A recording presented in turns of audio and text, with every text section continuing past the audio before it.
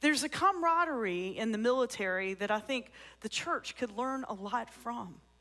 It's called getting each other's back. You know, they will die for each other to protect one another, and no one leaves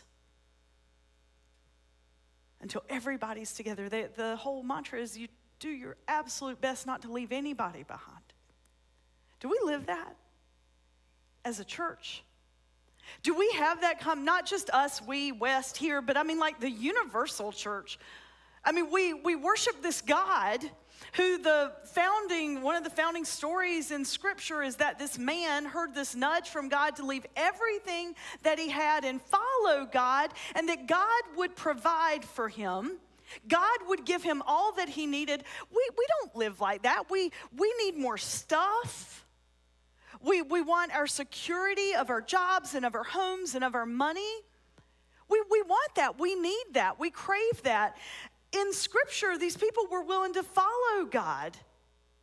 And then they formed this bond under one God. That was one of the lessons, the most important lesson that Abram learned from God and became Abraham, is that all these different gods, the God of the sun and the God of the moon, that the Romans and the Greeks and the other people worship, God revealed to Abraham that there's just one. There's just one. It's me. It's Yahweh. Worship me.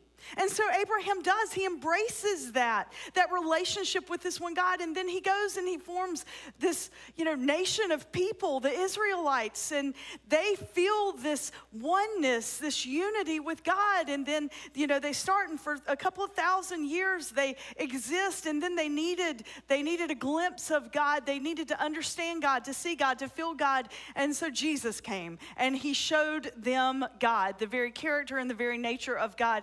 And that's how we see God, through the eyes and through the person and character and life of Jesus. And then this band of followers that fell in love with this man called Jesus, they formed this thing called the church. And that's who we are, or who we're supposed to be. But we argue and we bicker. I mean, I just am done with Facebook. Because, we all think that is our political platform, and it's okay, I guess, but we're mean to each other. We're mean.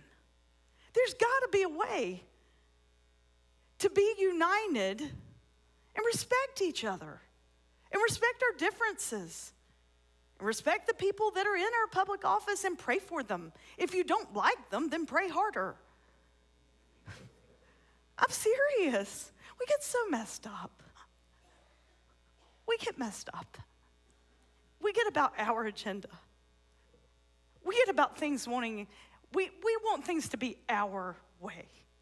And we think if people don't do things our way, then they're wrong. Or if they don't think our way, then they're wrong. And then we find our platforms. And every time we find a platform, we just break that circle of unity a little more. Because if you get up on a platform, it's awful easy to be by yourself, be by ourselves. I hadn't really planned on having you hold hands this morning. I just wanted you to scoot in together to actually be closer to each other and feel the power and presence of community. But I'm glad we did. There's something to be said for holding on to people next to you. Because guess what? There will come a time when life is not easy. And you will be faced with difficult decisions, and you will need people. And I'm a firm believer that the more the merrier.